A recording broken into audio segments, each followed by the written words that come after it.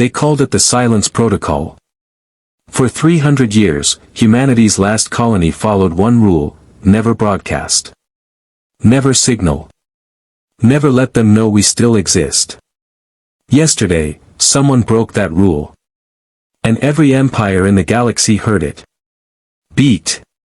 This is the story of what happened when the prey finally spoke back. Act 1, The Forgotten Colony, 1 to 430. Colony designation, Terra Ultima. Hidden in the void margin, that strip of space between galactic arms where nothing valuable exists and nobody bothers to look. 8,000 humans. The absolute last of our species. Our ancestors arrived here after the fall. After Earth burned. After the 12 core worlds were harvested. After humanity learned the hard truth about the galaxy, we weren't explorers discovering a new frontier. We were cattle wandering into an abattoir. See, the galaxy isn't empty. It never was. It's crowded. Competitive. Brutal. The Krell hegemony controls the Western spiral. Insectoid hive minds with technology that makes our best efforts look like stone tools. They view other species as either resources or irrelevances. The Vox communion dominates the core. Telepathic energy beings who consume neurological patterns. They don't kill you, they erase the concept of you ever having existed. The Chain Collective inhabits the Eastern Arm. Self-replicating machines that assimilate useful biology and discard the rest. They're what happens when artificial intelligence decides nature had the right idea about evolution, just the wrong implementation speed. There are 17 major powers in this galaxy. Hundreds of minor ones. Thousands of extinct species who learned too late that being discovered means being categorized. And there are only two categories that matter, useful or expendable. Humanity was categorized as useful. Our genetics were diverse. Our neural patterns were complex. Our emotional range was broad. This made us valuable for experimentation, for slave labor, for biological processing. When the empires found Earth, they didn't invade.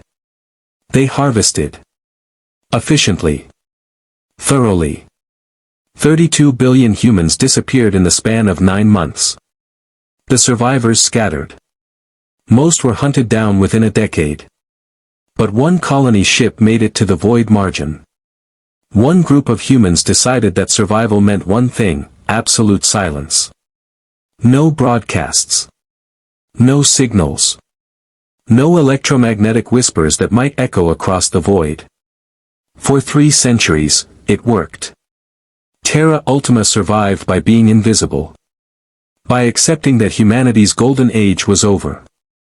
By teaching each generation that their ancestors once reached for the stars, and the stars reached back with claws. They survived by forgetting how to hope.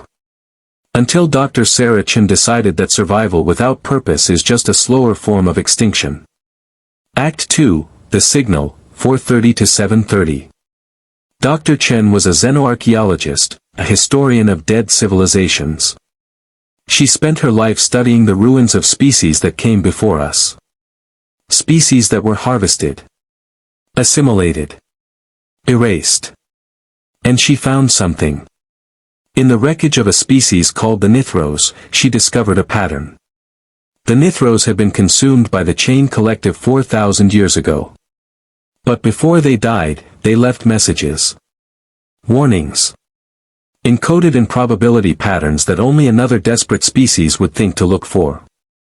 The message was simple: they fear communication more than they fear weapons. Every empire in the galaxy was powerful. But they were also paranoid. Isolated. They didn't cooperate because cooperation requires trust, and trust requires communication, and communication between predator species leads to betrayal. The galaxy was ruled by empires that couldn't talk to each other without attempting to dominate each other.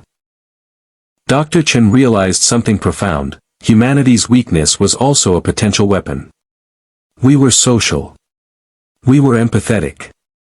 We were communicators. So she made a decision that would either save humanity or ensure its complete annihilation. She built a transmitter. And she sent a signal. Not a distress call. Not a message of surrender. Something more dangerous. An invitation. Pause. The signal broadcasted on every quantum frequency simultaneously. It bypassed encryption. It ignored jamming. It was mathematically elegant enough that no intelligence could dismiss it as noise, and simple enough that every empire could decode it within hours. The message said, "We are the remnant. We are humanity. We have survived in isolation for 300 years. We have studied you. All of you. We know your histories. Your wars. Your fears. We know what you've done to species like ours. And we are not asking for mercy. We are offering you a choice. Meet us. Talk.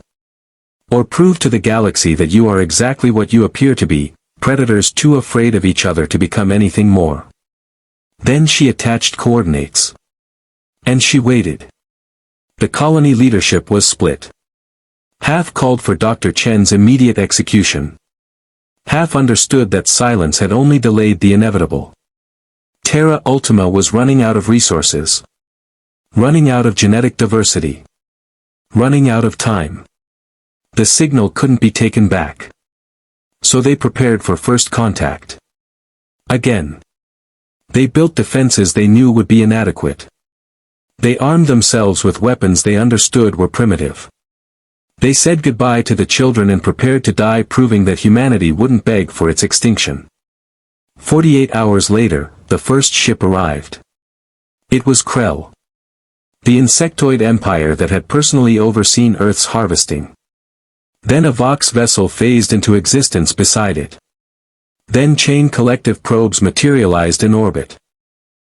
Within 6 hours, 17 ships representing every major power in the galaxy surrounded Terra Ultima.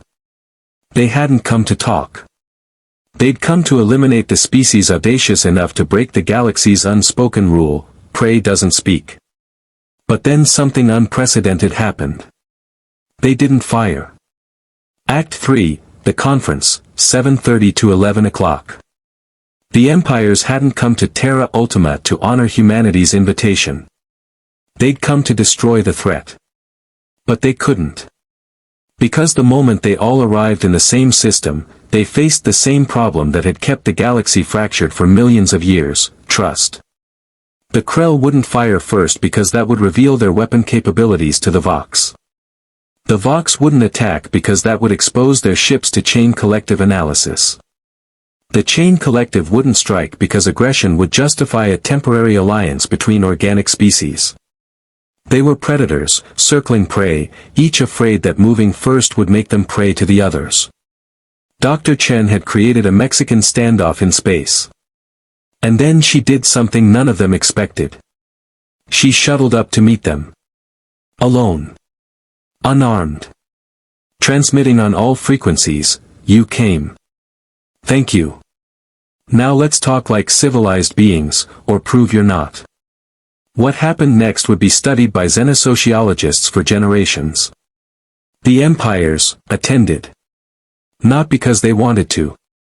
But because refusing while their rivals watched would signal weakness.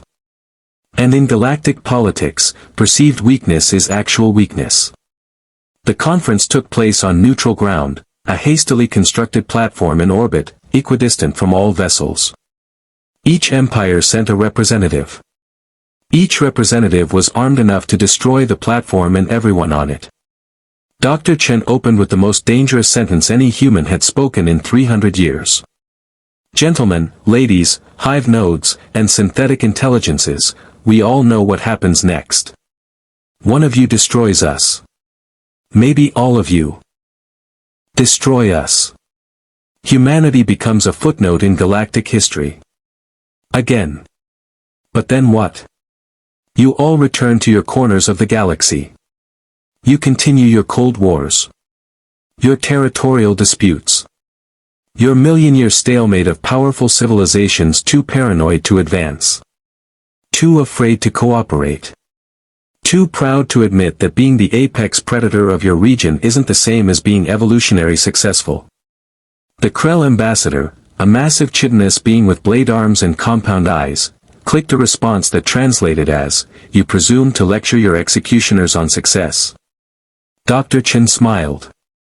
"I presume to remind you what you've lost by never learning to trust." And then she did something remarkable. She told them humanity's history.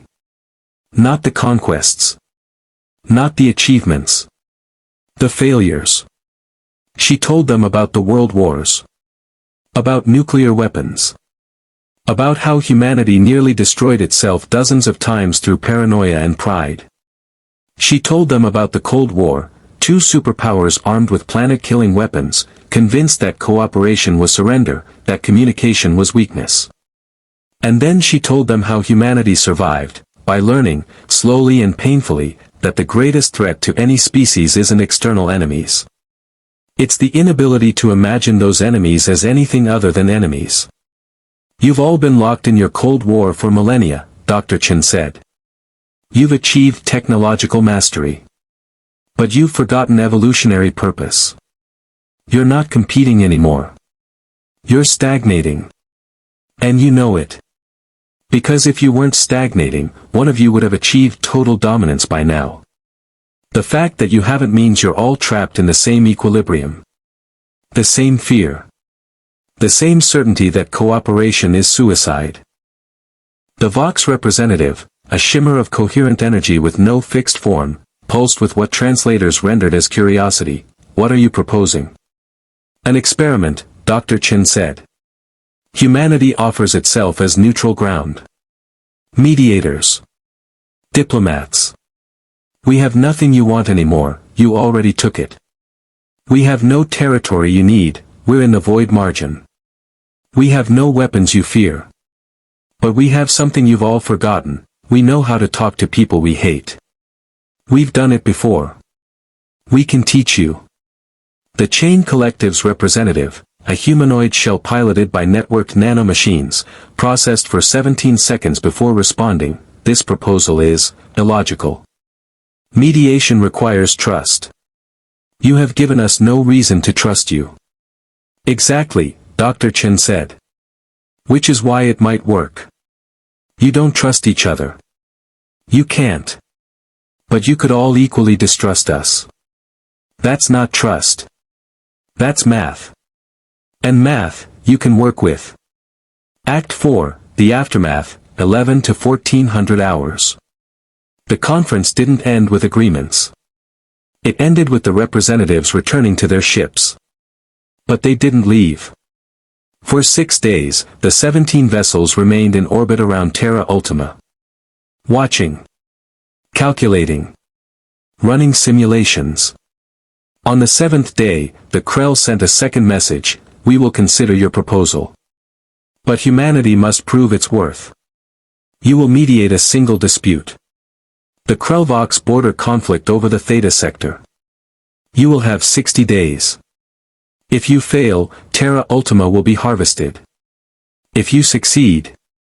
The message didn't specify what success would mean.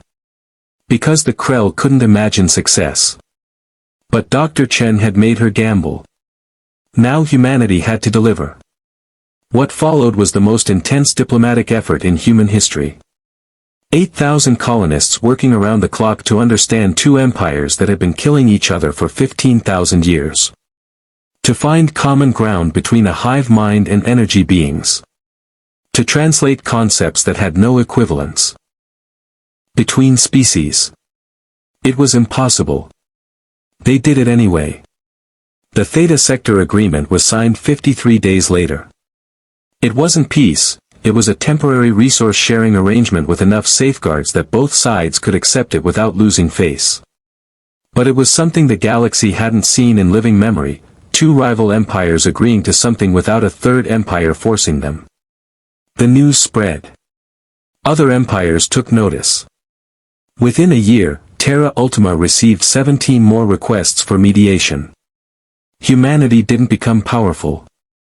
They became necessary. The colony that survived by silence now survived by speaking. They became the translators. The diplomats. The species uniquely suited to navigate between empires because they threatened none and understood all. Dr. Sarah Chen's gamble paid off in ways she never anticipated. Terra Ultima grew. Not into a military power. Into something more valuable, a neutral zone. A place where enemies could meet without losing honor. Where deals could be struck without surveillance. Where the galaxy's predators could, briefly, pretend to be civilized. Humanity didn't defeat the empires. They made themselves indispensable to them.